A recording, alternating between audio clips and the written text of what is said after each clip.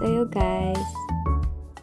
Ngayon, samahan niyo akong subukan ang traditional na kasuotan dito sa South Korea o tinatawag nilang hanbok sa unang pagkakataon.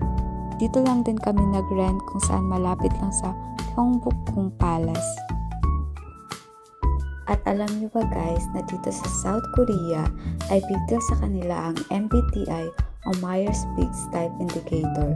Ito ay isang personality test na nag-uuri sa tao sa 16 personality types. Ayan, INTJ pala ako guys.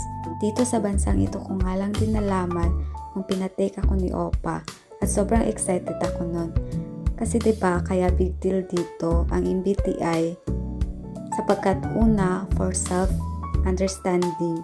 Dito nakakatulong malaman kung paano ka mag-isip at kumilos.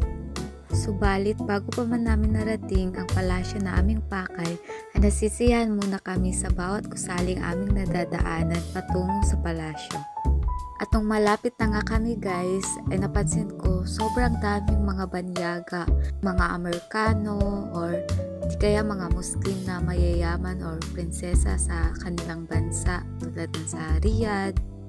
Ang dami ko ngang nakita or na video kaso hindi pwede ipakita or i-post yung as in klaro talaga yung muka. At dito traffic na nga siya guys papuntang parking lot sa palasyo. Ayan, tapos na kami mag-park dyan at may mga larawan o imahe ng mga tourist spot. At dahil pagod na nga kami sa biyahe, wala pang tulog. Tapos, nagugutom na din kami so naghahanap kami ng kung saan kami makakain. Medyo mainit pa nga yung panahon pero hindi namin ramdam. Kasi yung nararamdaman namin ay saya. Dahil holiday! Long holiday! Nakakain na kami guys. Nag-line pa talaga kami dyan kasi sobrang dami nilang customer mula sa iba't ibang lugar at hindi ko naubos kasi sobrang dami din ng mantika. At muli, bumalik na nga kami sa palasyo para mag-aura-aura guys. First time ko dito at sobrang natuwa talaga ako kasi sa K-drama ko lang ito nakikita. Wow!